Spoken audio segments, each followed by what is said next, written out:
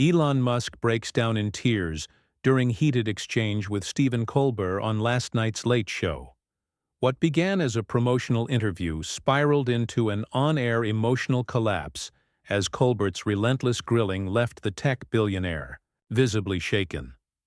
Before we dive in, tell us where you're watching from and hit that subscribe button for more explosive stories like this. The lights hit just right. The audience roared as Stephen Colbert walked out to center stage, the familiar jazz riff of the Late Show band fading into the background. It was supposed to be another standard night. A few punchy monologue jokes, maybe a skit, and a headline guest who would plug a project, share a few rehearsed anecdotes, and leave with a smile. But the energy shifted the moment Elon Musk walked onto the stage. Dressed in his usual all-black ensemble, Musk gave a stiff wave to the crowd, his expression unreadable. He took the seat beside Colbert, who leaned back in his chair, fingers steepled together like a man preparing for chess, not conversation. "Ladies and gentlemen," Colbert began, smiling, "the Iron Man of our timeline, the Rocket Man himself, Elon Musk." A polite round of applause followed. Musk nodded. "Thanks for having me," he said, voice low, eyes avoiding Colbert's. Colbert jumped in without missing a beat. "So, Tesla stock has taken a bit of a nosedive lately, huh? I guess Mars might have to wait." There was laughter from the audience. Musk gave a tight-lipped smile, clearly not amused. "Business has its cycles," he replied calmly. "We're innovating on multiple fronts." "That's one way to spin a 22% drop," Colbert quipped, flipping through his blue cue cards. "But hey, at least you're consistent. Blowing up rockets, self-driving cars crashing into lampposts. You've really cornered the market on chaos." There was a beat of silence. Even the studio crowd didn't quite know how to react. Musk straightened in his seat, now visibly bristling. "Look, Stephen, I'm not here to trade jabs. I came to talk about sustainable energy, interplanetary exploration." "Oh, I know why you came," Colbert cut in. "A little PR scrub.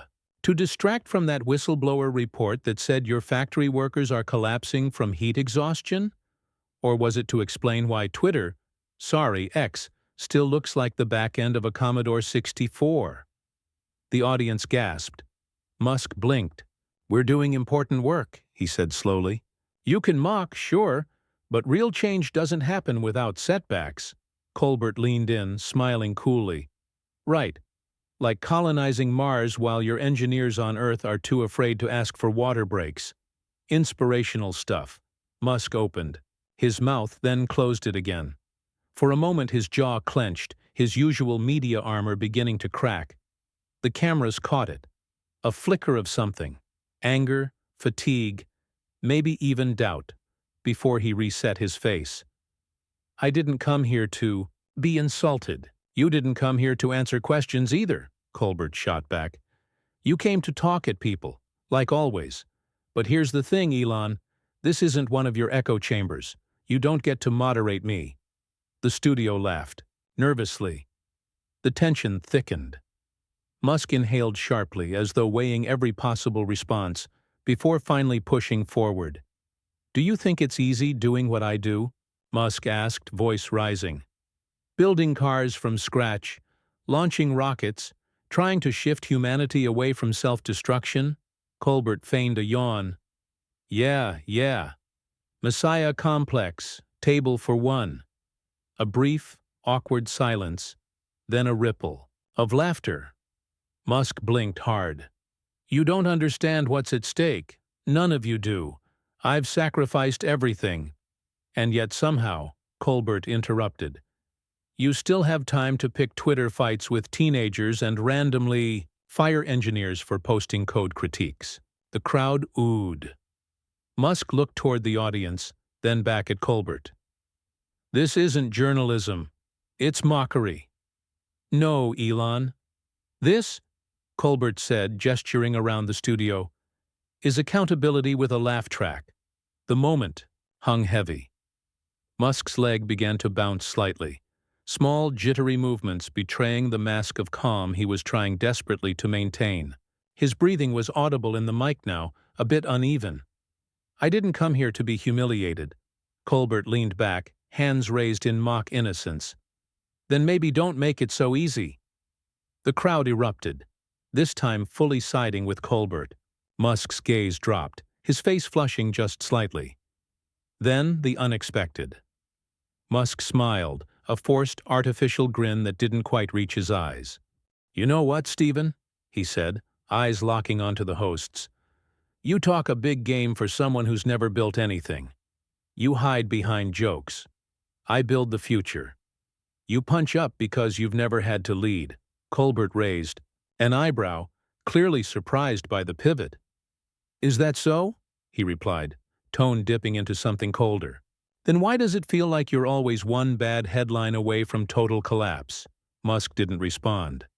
The silence lingered like fog.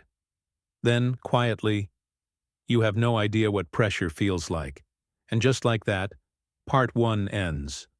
Not with an explosion, but with a spark. A fraying edge. The studio lights still bright, the crowd still unsure if they're watching a late-night interview or the slow public unraveling of a man who once fancied himself the savior of humanity. The real storm was still brewing. Stephen Colbert sat still, eyes scanning Elon Musk like a chess player preparing to sacrifice a bishop. Musk's last line, "You have no idea what pressure feels like," wasn't just a defense. It was a crack in the armor, a signal that the pressure wasn't just theoretical, it was personal. And Colbert, never one to let blood in the water, go unnoticed, leaned in, elbows resting on the desk like he was settling into a long-awaited feast. "Oh, I think I do," Colbert said, voice velvet smooth. "You think being in the public eye makes you special? That pressure is exclusive to billionaires? Try being funny 5 nights a week while dodging media execs and Twitter mobs." Musk shook his head, the forced smile gone now. "This isn't the same. You can bomb a monologue and still go home. I make one mistake. One. And it costs lives. Billions in capital, national headlines, congressional hearings. You're not held accountable to the real world. You're just entertainment," the audience murmured, a mix of discomfort and intrigue rippling through the room. This wasn't funny anymore. It wasn't supposed to be. Colbert's smile flickered, replaced by something else. Annoyance? Maybe even genuine offense. Entertainment? I've interviewed presidents, whistleblowers, activists. I hold people accountable in front of millions. If anything, you treat the real world like a game. You fired half of Twitter because they weren't hardcore enough.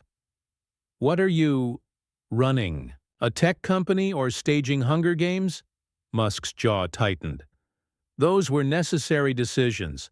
Twitter was bloated and unsustainable. And yet somehow you had time to change the company logo to a dog meme. Real lean operations over there, Colbert snapped.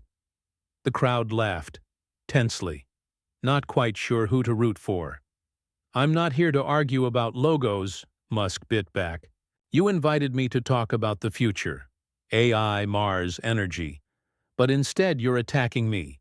Personally. Repeatedly." Colbert shrugged. "I am talking about the future. And it's terrifying if you're the one steering it." The words landed like a slap. Musk blinked. His mouth opened, closed again. He looked past Colbert, toward the cameras, as if momentarily forgetting there were millions watching. The lighting above him seemed harsher now, throwing deeper shadows under his eyes. "You know what the worst part is?" he said, voice lower. "No matter what I say, no matter what I build, people like you will twist it. You'll reduce it. Turn every risk into a punchline. I'm trying to save humanity from extinction, and you're scoring cheap points on late-night television." "You're not saving humanity," Colbert countered. "You're trying to own it. Mars, AI, cars that drive themselves into rivers. It's not about helping people. It's about control. About being the last man standing when the dust settles." Musk laughed bitterly. Control? If I wanted control, I wouldn't be sitting here. I wouldn't subject myself to this. Then why are you here, Elon? Colbert asked, leaning forward now. Why not stick to launching rockets and tweeting memes about anime waifus? Why come on this show if not to clean up your image? Musk stared at him. Because I thought I could remind people what we're actually doing. That it's not just failures. There's progress, vision. But that's the thing, Colbert said. You think you're the hero in your story. But you don't listen. You don't answer questions. You just perform. You build myths around yourself. And when people challenge you, you melt down or lash out. You're not Iron Man. You're Howard Hughes with a meme addiction. The jab landed hard. The crowd reacted audibly. Musk's face twitched. His breathing, once steady, now came with a tremor. He blinked rapidly, avoiding eye contact. A glass of water sat untouched on the desk. He reached for it, hesitated, then dropped his hand back into his lap. You're attacking things you don't understand, he said quietly. Do you have any idea what it's like to carry the weight of an entire industry? To know that if you fail, progress halts for a generation? I'm not playing God. I'm trying to prevent one from destroying us. Colbert's voice turned icy. Then maybe stop acting like one. The audience was dead silent now. Musk looked away again, eyes darting across the stage. His fingers fidgeted with the lapel of his jacket. His voice, when it came again, was thin, hoarse. I don't sleep. I barely eat. I spend every waking hour thinking about how to make things better. And you sit here, with your cue cards and your smug smile, and call that madness. No, Colbert said. I call it unchecked ego. Musk flinched. You think I don't feel pressure? I've lost friends, family, relationships. I've been vilified, sued, investigated. You think I want to be the face of all this? It happened because no one else would take the risk. And yet here you are, Colbert said, gesturing broadly. The reluctant messiah, blaming everyone but yourself. Musk opened his mouth again, but this time no words came, just a pause. Then another. The silence was oppressive. And then, almost imperceptibly, Musk's eyes glistened. He blinked, hard, looked up at the ceiling. Cleared his throat. But the voice that emerged cracked under its own weight. I gave up everything. For this, Colbert didn't interrupt. Not this time. I haven't seen my kids in weeks. I live in a tiny box near a launch site. People think I'm this supervillain, and all I wanted to do was help. His voice trailed off. There it was, raw, unfiltered. The crowd, unsure whether to clap or recoil, sat suspended in collective disbelief. Even Colbert looked momentarily caught off guard, but then, like a tide rising after a breathless lull, he regrouped. Then maybe, he said softly, it's time to ask why helping the world has to hurt everyone around you, and that was it. The look on Musk's face hardened again, but the emotion hadn't passed. It had simply been swallowed, repackaged. You could see it.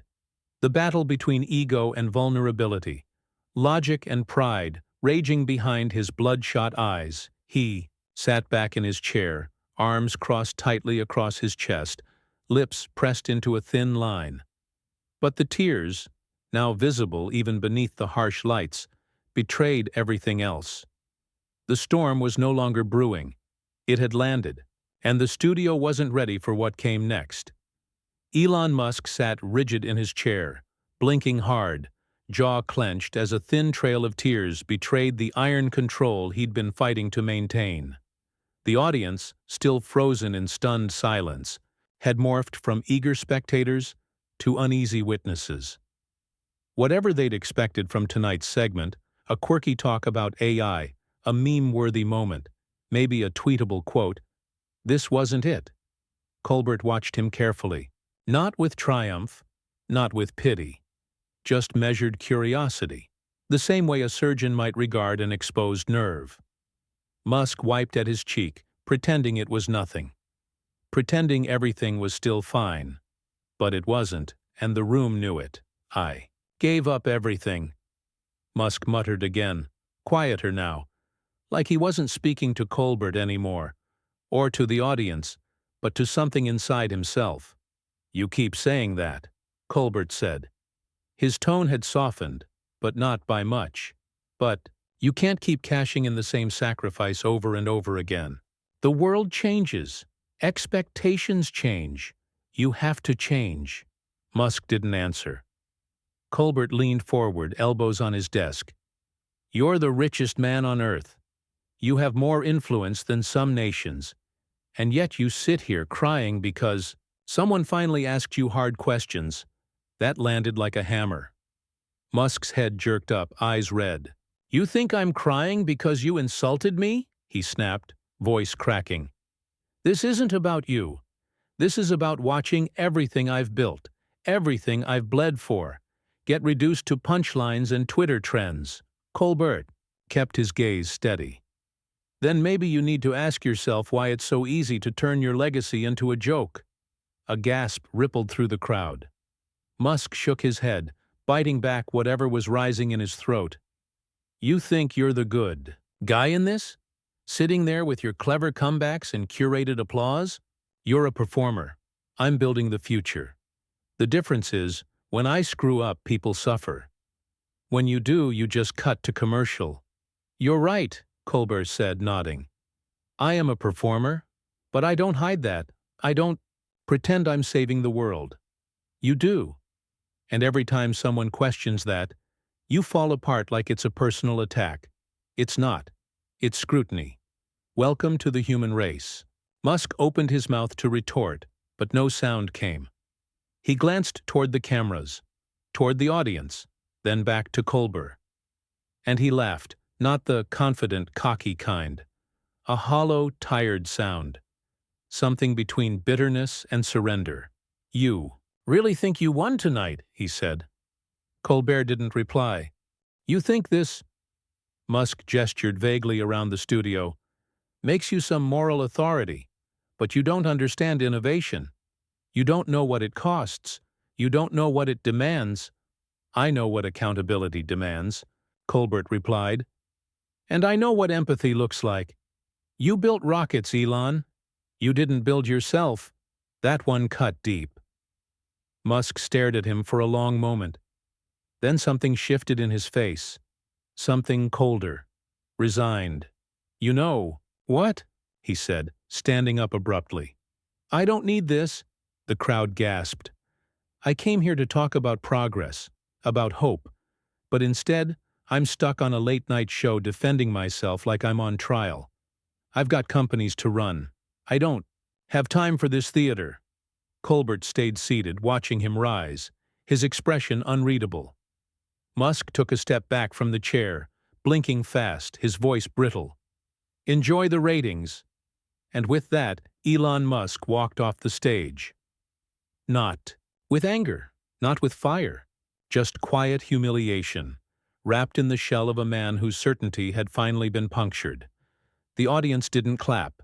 They didn't cheer. They didn't boo. They just sat. Colbert looked into the camera. The silence held for one long beat, before he finally exhaled. "Well," he said, "that went better than I expected." A few nervous chuckles trickled from the crowd. The tension didn't break so much as dissolve.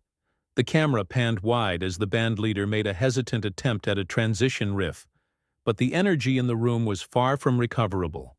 The show had crossed into something else, something raw and unscripted. Backstage, Musk didn't stop to speak to producers or publicists. He pushed through the exit doors and disappeared into the night, flanked by stunned security. By the time the credits rolled, the internet had already exploded. Clips circulated within minutes, tears frozen in thumbnails, headlines screaming, "Elon," "Meltdown on the Late Show," and hashtags like "Colbert crushes Musk" and "Rocket Man Breakdown" began trending globally. Some viewers were aghast, saying Colbert went too far. Others hailed the host as a truth-teller finally piercing the billionaire's PR bubble. But one thing was certain: no one would forget that interview. It was the moment the myth cracked. The moment the public saw Elon Musk not as a genius or a villain or a savior, but as a man, flawed, fallible, and deeply unprepared for a world that no longer accepted brilliance as a substitute for humility. For Colbert, the ratings spike was immediate. Media outlets dissected every line, every facial twitch, every tear. The next night, his monologue opened with a self-aware joke. "Well, folks, last night we had a real rocket launch. Except this one exploded on impact." Laughter. Applause. The engine of late night spun on, but for Musk, the damage was deeper. The footage lived on, looping endlessly, dissected frame by frame. Investors squirmed. PR teams scrambled. He tweeted cryptic quotes about Nietzsche and Prometheus, then silence. In a way, the confrontation marked a pivot in how the public saw both men. Colbert, no longer just the jester, but a sharp-edged interrogator willing to go for the jugular. Musk, still powerful, still brilliant, but now undeniably human. The tears under studio lights too real to ignore. And though the storm had passed, its aftermath lingered, because when titans fall, the ground remembers the tremors, and the world keeps watching.